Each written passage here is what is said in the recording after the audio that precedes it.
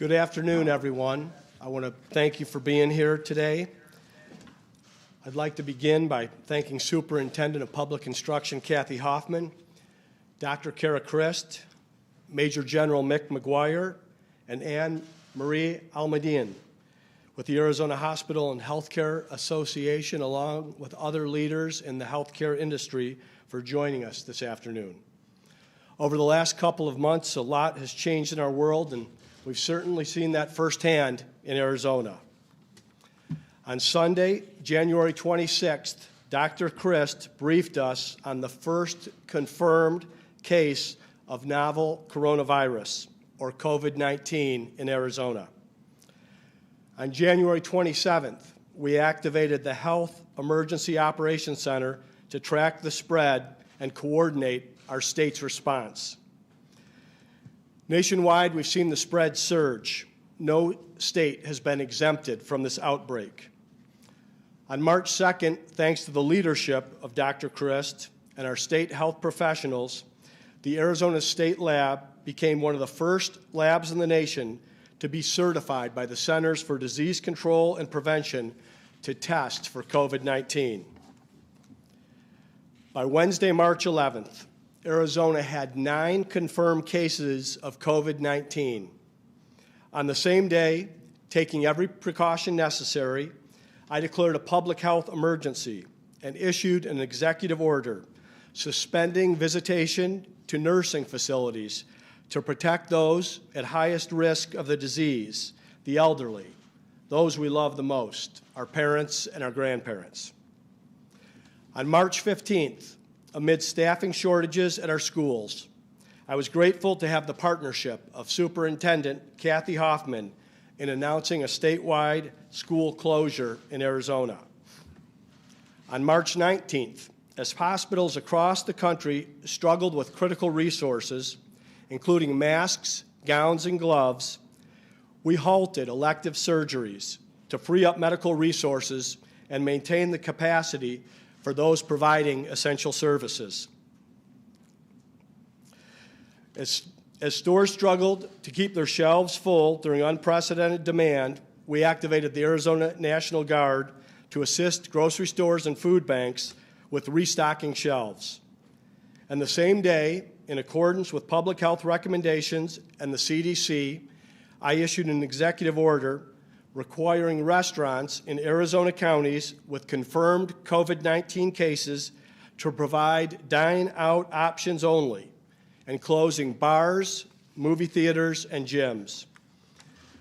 That was not an easy decision. As a former small business owner, I know the strain that it's placed on our economy, our employees, and our employers. But it was the right thing to do, and it was the right time to do it. Across the state, Arizonans are doing their part. It's clear from the empty streets and traffic-free highways that Arizonans are heeding the advice of public health officials. Businesses have closed or implemented physical distancing measures. People are staying home, staying safe, and staying healthy. Churches and congregations aren't meeting. Casinos aren't operating. Spring training is canceled. Opening day has been delayed. Sporting events aren't occurring. And the opportunity to congregate in large numbers has significantly, if not entirely, diminished. And today there's no such thing as rush hour in Tucson or Phoenix. Arizonans are staying home because it's the right thing to do. My top priority has been protecting public health, and it's been the top priority of my team and of our entire state government. With the steady leadership of Dr. Kara Christ and General Mick McGuire, we've been working nonstop. Just this past weekend, in response to a surge of cases on the Navajo Nation, they worked together to assess the healthcare need and deploy 2 Black Hawk helicopters filled with 8 medically trained military personnel and 19 guardsmen to set up field hospitals, adding 50 hospital beds. It's been an all-hands-on-deck approach, and my entire administration has been part of it. Chief Operating Officer Daniel Ruiz is coordinating our agencies through my office, working with leaders like Sandra Watson of the Arizona Commerce Authority, who's working with small businesses to provide small business economic relief resources. Agency directors like DES Director Tom Betlak, who stepped out of retirement. And I want to say thank you again to Tom Betlak. He stepped out of retirement to ensure that Arizona's social safety net is stretched and strengthened. And DCS Director Michael Faust, who's been steadfast in his efforts to mitigate the impacts of school closures on Arizona's most vulnerable children. Just today, this team took additional actions. These are our latest, and they will not be our last. Look for more throughout the week. We announced a cooperative agreement with banks to protect small businesses and families from eviction and foreclosure. Under the agreement, banks are suspending evictions and foreclosures for at least 60 days, with the potential to extend that period for the duration of the state's emergency declaration. I want to thank our banks and bankers for stepping up and our entire business community for being good corporate citizens through this crisis. Also today, we announced the $6.7 million in funding to support Arizona food banks and nutrition programs and programs that serve the homeless. And also, we had an announcement on our schools. In times of crisis, the leaders really stand out, and I've been grateful to Superintendent Kathy Hoffman for her leadership and partnership in ensuring Arizona takes a thoughtful approach to implementing school closures, protecting students and teachers. Earlier today, Superintendent Hoffman and I announced an extension of Arizona school closures through the end of the school year, giving parents the time to plan and to plan ahead. For more on the announcement, I'm going to turn it over to Superintendent Hoffman. Kathy? Thank you. Good afternoon. Thank you, Governor Ducey, for your continued partnership during these difficult times. Today, we made the difficult decision to extend school closures through the end of the 2019-20 school year. This applies to all public, district, and charter schools. This decision was made in the best interest of the health of our students, teachers, and their families to do our part in flattening the curve of the spread of COVID-19. This was not an easy decision, nor one we have taken lightly. I am very aware that for many students, school is the only place that they feel safe and taken care of. But this step is critical in helping slow the spread of the virus and providing stability to our school communities and families. Over the past several weeks, we have been preparing for this possibility, including convening education stakeholders and legislators to work on policies in the event that schools would not resume this year. Because of that work, we were able to guarantee full pay for educators and school staff through the end of the school closures, providing financial stability and certainty to our school communities. That legislation passed both chambers unanimously and was signed by the governor last week. I know families with seniors expecting to graduate this May are worried about how this will affect graduation. At tomorrow's State Board of Education meeting, we will be discussing graduation requirements, A through F grades, and remote learning documentation. We'll have more to share on that tomorrow. I want to be clear that while school facilities are closed through the end of the school year, learning and instruction is still happening and will continue. These past few weeks, I've been inspired by the way our educators and students have risen to meet the challenges imposed by COVID-19. I've heard from so many superintendents, principals, and educators across our state that while students are not currently in their school buildings, every effort is being made to provide them with educational opportunities. I encourage you to check out the Closed Not Closed hashtag on social media to see more examples of our school communities rising to meet this moment and serve their students and families. But I also like to share some of these with you today. In the Agua Fria School District, teachers are conducting lessons via Google Classrooms, holding virtual office hours, meeting with their professional learning communities over video calls, and developing their online lesson plans with the help of curriculum specialists and administrators. At the Academies of Math and Science, teachers and students are keeping spirits and expectations high. They've been hosting virtual Spirit Weeks with themed days, including Motivational Monday, and offering Zoom lunches with school leaders and teachers so that students can continue to eat with their favorite adults from campus. In all 15 counties, more than 545 schools are continuing to meet the nutritional needs of our students by delivering free breakfast and lunch to any child under the age of 18. In Show Low, school staff have even handed out meals in the snow. Many schools that did not previously offer free and reduced lunch or summer meals quickly applied to begin offering meals to students, and our agency has worked hard to make sure that almost any school that wants to provide nutritional assistance during this crisis is able to do so. It's not just our educators who are leading in this moment. Our students have also stepped up in incredible ways. At Blue Ridge Unified School District in Pine Top Lakeside, lead STEM instructor Mr. Kevin Woolridge and a few of his students are using their lab's 3D printing capabilities to produce 325 protective masks and a prototype of a ventilator. This small team is practicing social distancing by working in isolation, but they are also committed to finding real-world solutions to address the mask and ventilator shortages nationwide required to fight COVID-19.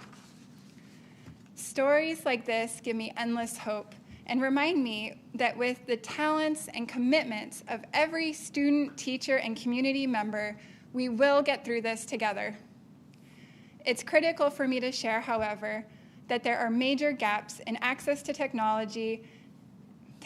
technology that students and family need in order to continue the learning process online. Many families simply do not have the resources, causing a high demand for devices, including laptops and hotspots. This crisis will worsen many of the inequities that have long existed across our system and that for years have widened the achievement gap between under-resourced communities and their more advantaged counterparts. We must address these inequities both in the face of a global pandemic and after this crisis has passed. I am also very concerned by the extra burden school closures place on our students with special needs and their families. The services provided at our public schools are critical to their wellness and success. The Arizona Department of Education is working overtime to provide clear guidance to schools on how to ensure continuity of services and general education opportunities for our students with special needs.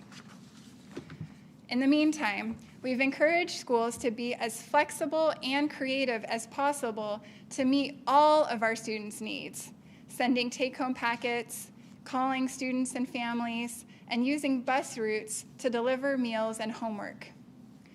Our Department of Education is diligently working to comprehensively address the obstacles associated with distance and digital learning.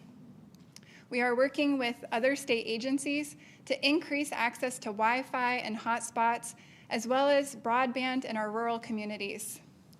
We have sent guidance to districts and schools on how to leverage existing federal funds to purchase technology for students.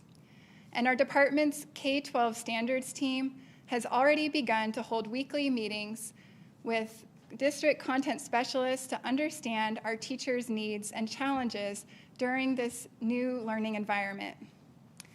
As this situation continues, the Department of Education will continue to work with schools across the state to address and fill these gaps to the best of our ability. I'm thankful for partners like Arizona PBS and Arizona Public Media for stepping up and providing blocks of educational programming by grade on their networks. You can find details on our website about these resources and many others, which is azed.gov. I want to again remind all Arizonans that our children and students are looking to adults for comfort and reassurance in these scary and uncertain times. It is our role, above all else, to set an example of kindness, compassion, patience, and goodwill as we continue to navigate this situation together. Finally, to all of Arizona's students, I could not be prouder of each and every one of you. Although this school year doesn't look the way we thought it would, I know that we are going to come out of this even stronger and more resilient than ever. Thank you. Thank you very much, Superintendent. Throughout this process, I've made it clear, in Arizona, we are going to take a calm and steady approach, making data-driven decisions and act with urgency to protect public health and build capacity in our healthcare system. Today, I'm announcing that the time for further action is now. Earlier this morning, Dr. Kara Christ, the same leader who saw Arizona through H1N1, Ebola, and the 2016 measles outbreak, made the recommendation that we enhance our mitigation strategies. Her recommendation, based on the latest Arizona-specific data, is to implement enhanced physical distancing measures. Moments ago, I signed an executive order directing Arizonans to stay home, stay healthy, and stay connected. Across the country, we've seen stay-at-home orders and shelter-in-place orders. And once the semantics are set aside, the implementation and the goal are one and the same: enhanced physical distancing measures to slow the spread of COVID-19. Our order takes a uniquely Arizona approach. It's a holistic approach that prioritizes all of public health, placing a focus on staying home to slow the spread, staying healthy and active, and staying connected to provide the much-needed support we can provide one another in these unprecedented times. Effective tomorrow at close of business, Arizonans are directed to limit their time away from home, except to conduct or participate in essential activities or essential services. We do not want people to feel trapped or isolated in their homes. The weather is beautiful right now. Find a way to get out and enjoy it with physical distancing. One important point that I want to stress, and I ask the media to help amplify this: grocery stores and pharmacies are not closing.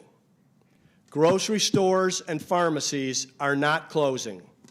They will remain open, and everyone should continue to buy 1 week's worth of groceries for 1 week's worth of needs. That way, there will be plenty of stock available for everyone in our state. Our supply chain is strong.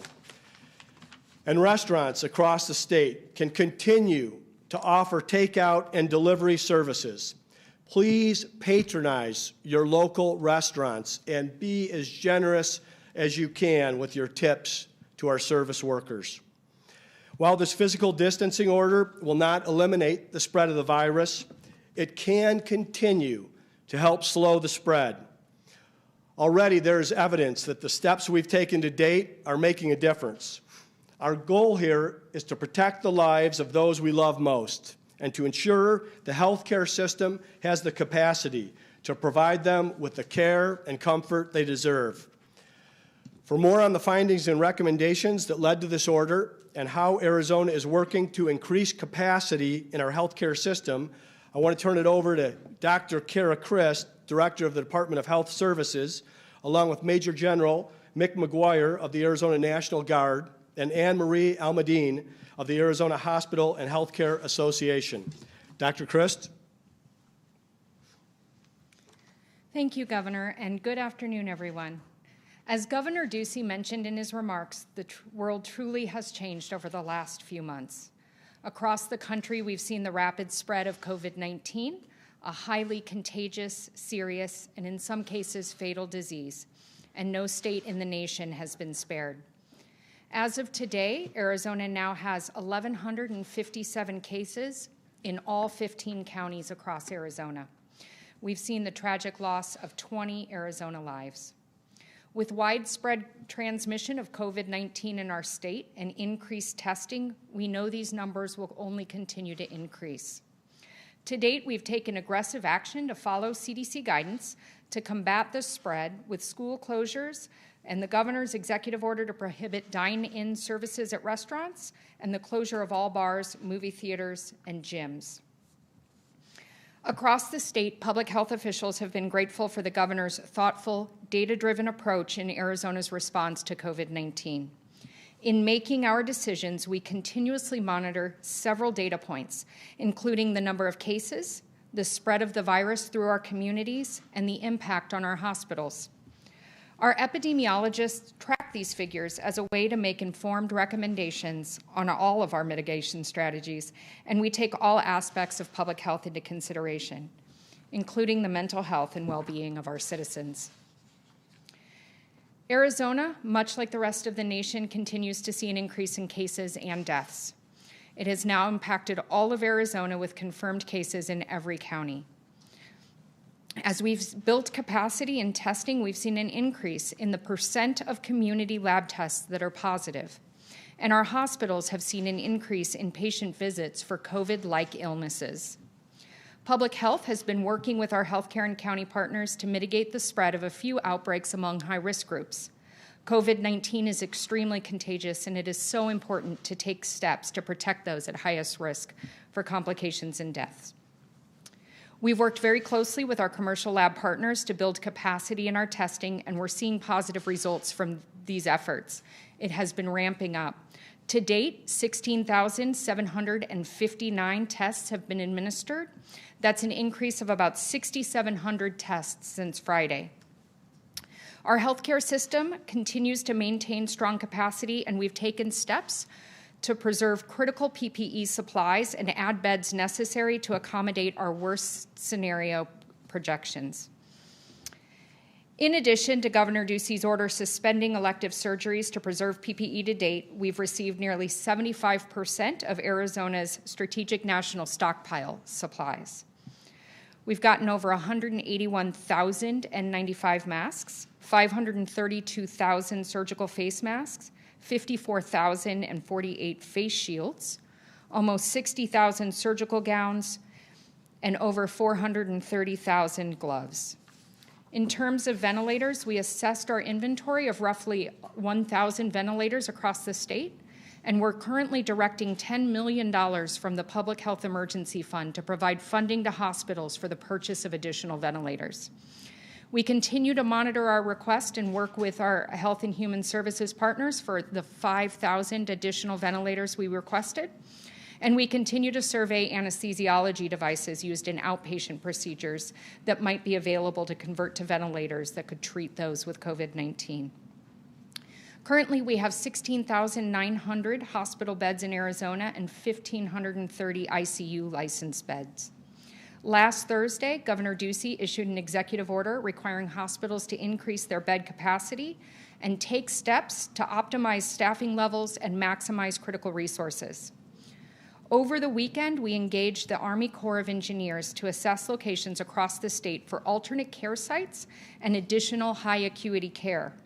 Beginning today, the Army Corps will work with the Arizona National Guard to begin reactivation of St. Luke's Hospital, which will add about 340 high acuity ICU beds. And we'll continue to assess sites in Maricopa County and in our state's northern and southern regions. The mental health and well-being is always top of mind for public health professionals. And with federal and state legislation to provide economic relief for Arizonans during these challenging times, as well as a number of initiatives implemented by the governor through the executive order, we're hopeful this will help alleviate anxiety and fear among the citizens of our state. Based Based on our epidemiological analysis and in alignment with the Centers for Disease Control and Prevention, I believe now is the appropriate time to recommend elevating our guidance. I don't make this recommendation lightly. As I've said before, I have significant concerns about the public health impacts that a prolonged physical distancing strategy could have on the mental health of Arizonans, the financial ramifications to individuals and businesses, and the fear and anxiety caused by COVID-19 can also have a negative impact on our community's mental health. During these unprecedented times, now more than ever, it's important that we emphasize the support we can provide to our fellow citizens and make it clear.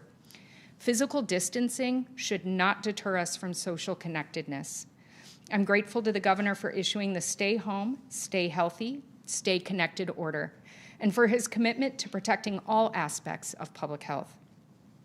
I urge every Arizonan to heed the advice of our public health professionals. Doing so will preserve capacity in our healthcare system and protect the lives of Arizonans at high risk for complications due to this disease. You can find additional information on the governor's Stay Home, Stay Healthy, Stay Connected order, enhanced information about confirmed cases and testing, and additional preventive measures that you and your family can take to reduce the spread of COVID-19 at azhealth.gov. With that, I'll hand it over to Major General McGuire, who through the Arizona Department of Emergency Management and the National Guard has been an invaluable partner in protecting public health. Good afternoon. I want to give you a quick update and first say thank you so much to Governor Ducey, the Commander-in-Chief of the Arizona National Guard, and his full faith and confidence in our leadership team doing both emergency management and military affairs in our agency. As he mentioned earlier, I want to provide a little context for all of you about how the state responds when I talk about the idea that local incidents are executed, and when resources are overwhelmed, they call us for state management. If we're not able to do that, we reach out to the federal government for greater levels of support or enduring commitments. Saturday night at around 20:50 or 8:50 in the evening, I got a call from both FEMA, our Health Emergency and State Emergency Operations Center, about an emergent situation in Tuba City at an Indian Health Services facility there that had more patients that needed acute care than staff available. We quickly generated Team Arizona to coordinate with the Flagstaff Regional Medical Center CEO to send a liaison officer out there to assess the situation on the ground, while we simultaneously were able to put together an 8-person medical go team from the Arizona Army National Guard. We brought them in and launched them at 8 o'clock the next morning with 2 Blackhawks, and we loaded on those Blackhawks additional PPE for the staff at the facility in Tuba City.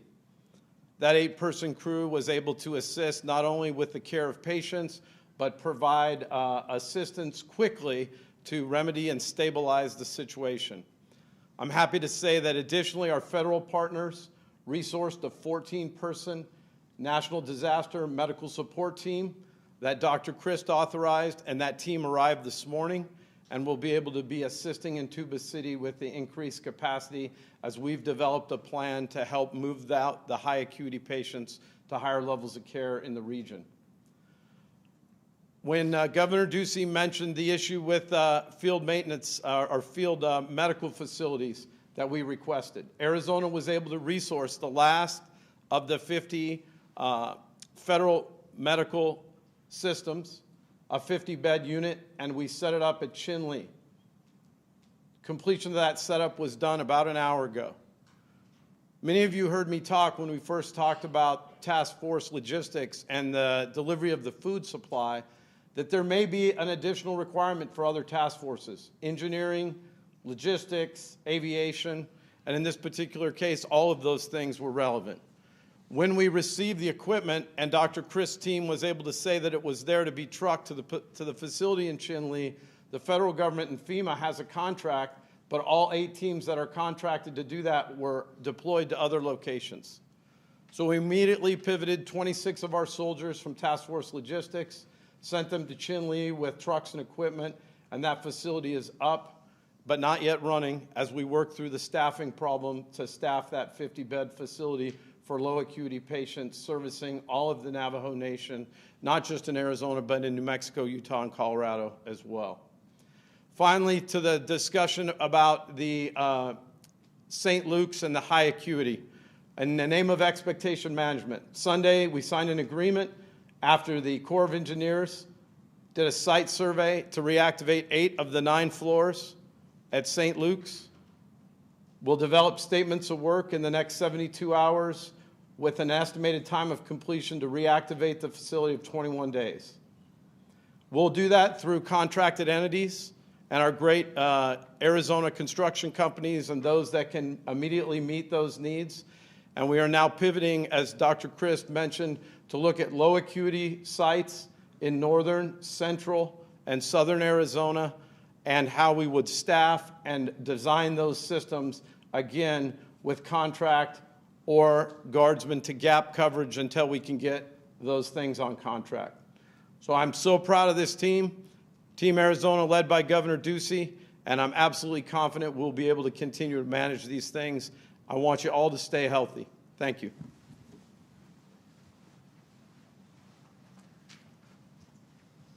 Thank you, General McGuire. A note from Arizona hospitals. Arizona hospitals across the state are preparing for this emergency. In accordance with the governor's executive order, we are increasing our capacity by 50% within a month. And hospitals have been there to care for our communities and our patients as you need it. And we will be here during COVID-19. And as you all know, hospitals prepare for emergencies on a routine basis. But there is nothing routine about COVID-19. And hospitals and the healthcare providers cannot do this alone. We require all Arizona citizens to take heed, to stay home, to stay healthy, to stay connected, because the healthcare community and the providers who provide that care to you and your family are relying on that. So stay home and take care and be safe. Thank you, Anne Marie. I really appreciate that. I think we say stay home, stay healthy, and stay connected. General McGuire, thank you very much. Dr. Christ as well, and all our healthcare leaders that are joining us today. We'll take some questions. Let's start with Howie. Governor, let me start off with your directive, sort of stay home, stay healthy, stay connected. What's the hammer on this? What's the penalty if somebody decides, I want to go out, I want to hang around, I want to go to a tattoo shop? Well, I don't even know how this affects. Do certain businesses have to close? The specifics are in the executive order. I'll refer you to that. I mean, the idea is we want people to stay home, of course, to stay healthy, and like I said, that means getting outside. You can be active, you just need to socially distance from one another. If you're sick, you should stay home. And the stay connected part of it is that this is going to be a tough month or two. April can be a very difficult month on mentally fragile. So let's use the technologies that we have. Let's FaceTime people. I've got a 96-year-old grandmother that lives in this state. My mom would be mad at me if I called out her age, but let me just say that my 96-year-old grandmother had my mom when she was very young. My father-in-law is 93 years old. We've been doing a lot of phone calls, a lot of FaceTiming, and we want people to stay connected. And we think that's a good way for the entire health care of not only combating COVID-19, but allowing people to not go stir crazy and to be active, and if they want to get on their bike or go for a walk or a run, and then taking care of those that need help, staying in touch. I want to make sure I understand, Governor. Obviously, all these press conferences, we hear about it, then we go back and get the executive order. Are certain businesses? There are enforcement mechanisms in the order, and the business, the definitions are detailed. Yep. So can you specifically talk about how this will impact Arizonans? In particular, what do you hope to see change compared from today to tomorrow, close of business? And kind of going off what Howie said, how does this impact the prior list of essential So the objective here is to continue to mitigate and to slow the spread. And like I said, this decision was made with Arizona-specific data to where our state is. All of us have been very busy. We've been working very hard. This was the first weekend I was able to actually be home for a little bit, and I watched some of the national news. And now I better understand the fear and anxiety that is gripping the nation and, of course, the state. We have had vigilance and concern since day one on this, and we're going to continue to have that. Arizona is in a different position than other places that have been hit first and hit harder. We are not only given the time to plan and prepare, we are in a pretty good position right now. Now, we're going to continue to get all hands on deck, increase hospital capacity, build healthcare capacity, and plan for a potential worst-case scenario. So the idea is this will have fewer people outside. Already, things have shut down to a large degree. They're going to shut down even further. But the idea of the focus is I wanted to make sure that the order is out there, that it's clear, that there are enforcement mechanisms, but some of the language that you hear on the national shows, and I want to thank the people in the room, that's not what I've heard from our media, and we've really, I think, done a good job in getting the facts out there and reducing the fear, because the facts are enough to concern people. But when you use words like shelter in place, well, I mean, that's what happens during a nuclear attack. That's what happens when there's an active shooter. We want people to stay at home. It'll have the same type of effect. But we also realize that people are going to need an outlet, and there's a way to do it in a safe way, and the order has the mechanisms. JJ, so can you give us some examples of activities that would be okay today under the current guidance? I'm going to refer you to the order. Okay, then you mentioned that you made this decision looking at Arizona-specific data. Can we get some specifics? What are the metrics we're looking at, and actually numbers? What changed over the weekend to put it into that threshold? So I'm surrounded by subject matter experts, and I'm listening to them. And I'll bring the subject matter expert to the podium so she can explain her rationale in the guidance she gave me today. When we looked at the data, we were looking at several different aspects, and one of the things we were trying to assess was the health of our healthcare system. So in addition to the numbers and the number of counties, we did hit all 15 counties. We are widespread in Arizona. We monitor through different types of surveillance the impact of visits for COVID-like illness or influenza-like illness to our emergency rooms and our inpatient facilities. And so what we saw was an increase, a sustained increase in those visits over the past couple of weeks. And then we also look at what type of, how many positive out of our commercial labs. So what's the percent of positives that individuals who are symptomatic and are getting tested are, because that gives us a baseline, and we had just in this last week seen an increase in that as well. Are there specific numbers on visits for COVID-like symptoms? I believe we went from a 2% to a 6% and almost a 7% of all of the visits being for COVID-like illness. That exceeded the threshold that that my epidemiologists had set, and I believe we're at about a 6% positivity rate in our commercial labs. We're going to go to the board here. We're going to start with Stephanie Inez from the Republic, and then we're going to go to Deborah Dale from KTAR. Stephanie? Hi. Stephanie, go ahead. Okay, hi. Governor and Dr. Chris, a lot of people in the community want to donate PPE. Is the state going to have a centralized way of donating, or is it still going through individual hospitals and health systems? Stephanie, thanks very much for that question. I want to say not only are a lot of people in the state, there have been a lot of people around the country that have wanted to help out with PPE. Some have reached out to me, others have reached out to our team. People are reaching out to Dr. Christ. Dr. Christ, will you give a way that they can contact us or whoever so that we can receive this PPE? Thank you. Anne Marie?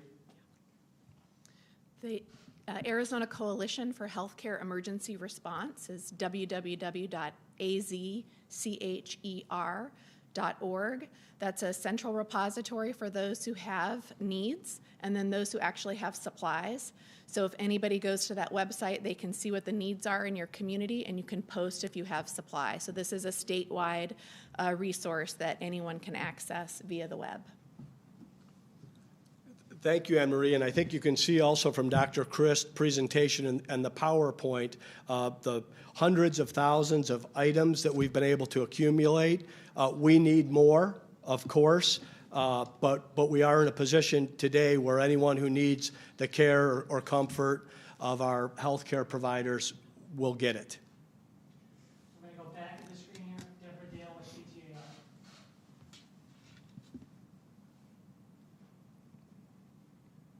Deborah, go ahead.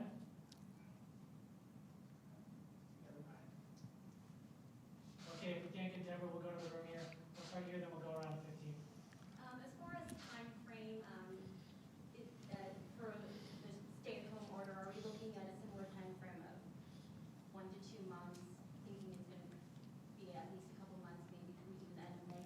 What we wanted to do was put it out there. It's in alignment with the federal recommendations as well, and we'll revisit as necessary. Melissa and Mark. Governor, you guys are obviously working off some data and numbers and projections that ADHS has internally. ABC 15 has been asking for that data, that modeling and projections. Is there a reason why we're not being provided that information, but we're getting other data sets from, say, Washington State that indicate that we're in a much different position than you guys have led on here? Well, I've made a commitment that we're going to be timely and transparent. When I know something, you're going to know something. We're putting out all the information that I'm being briefed on every morning and every evening on the azhealth.gov website. Mark? Actually, this is for the superintendent. Good afternoon. Good afternoon. I'd like to ask you, how are you going to make sure that the students are ready to head to the next grade? You know, we're in very uncharted territory here.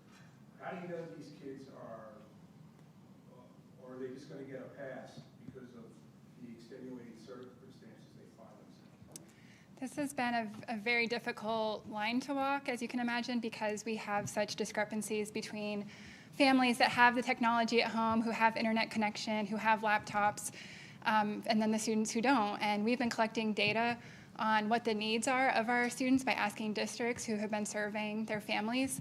And there are, I mean, it's much larger than I ever could have imagined. It's probably over 100,000 at a minimum of students who don't have the technology at home. And then when we've looked to see how can we mitigate that, what could we possibly do, there's also the issue right now that laptops and hotspots are on back order because the entire country has been shifting to telecommuting. I've even reached out to our business leaders in Arizona and asked, do you have any extra laptops that you could provide our students? I've reached out to our college and university partners to see, do you have extra laptops? So this is a very serious issue. There are also students some of our students with disabilities who can't access curriculum by going online. They just, due to physical or other types of cognitive impairments, would not be able to access the learning online. So I already know this is going to cause a huge divide in the students who have the means and the students who don't have the means. And it's frankly heartbreaking for me to think about.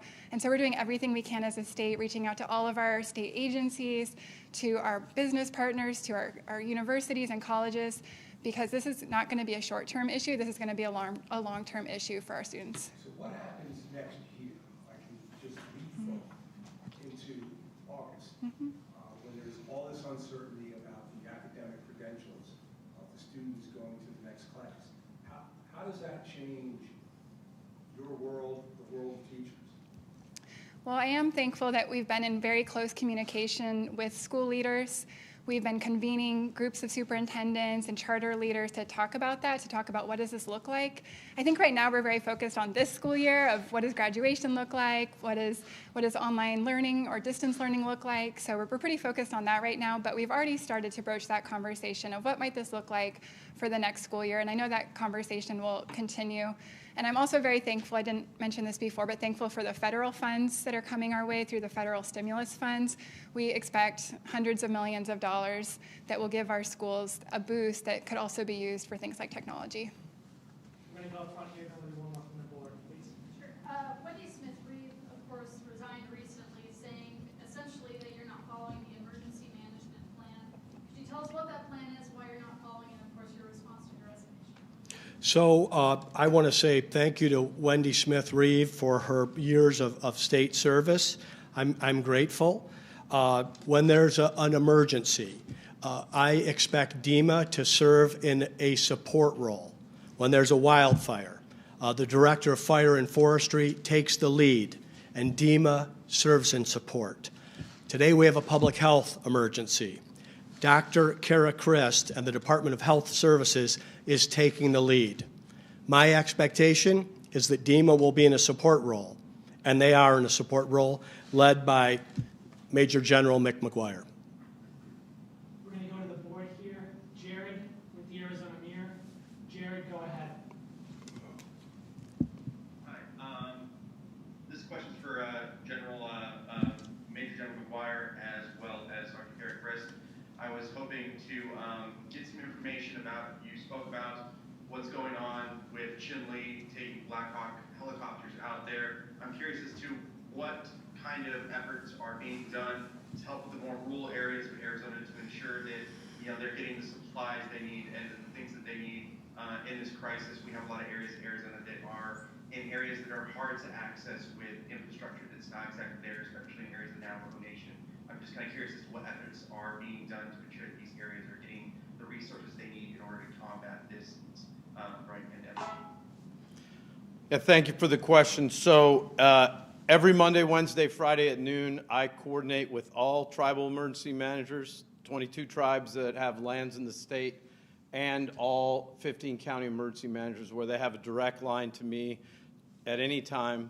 They can get me hold of me other than that, but where they look forward about what they think they may need to have resourced.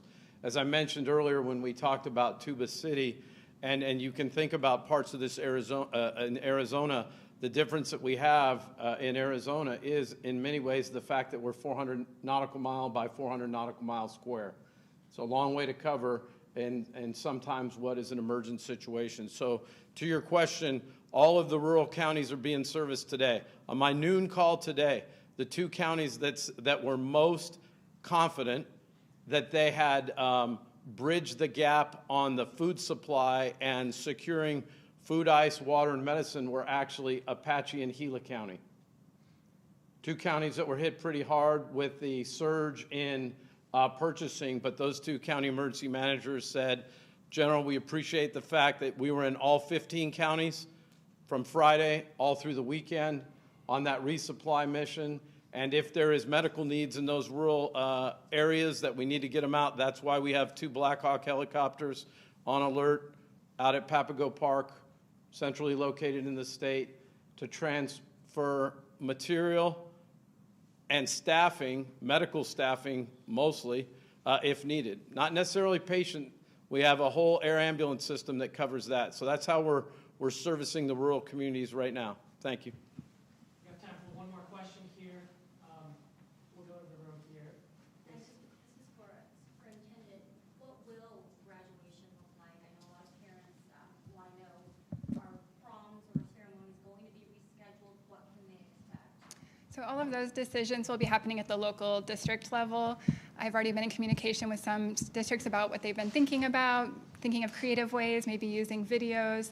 I know some districts are looking into postponing ceremonies and things like that, but each of those decisions will be made at the local level, and tomorrow the State Board of Education will be meeting to discuss graduation requirements.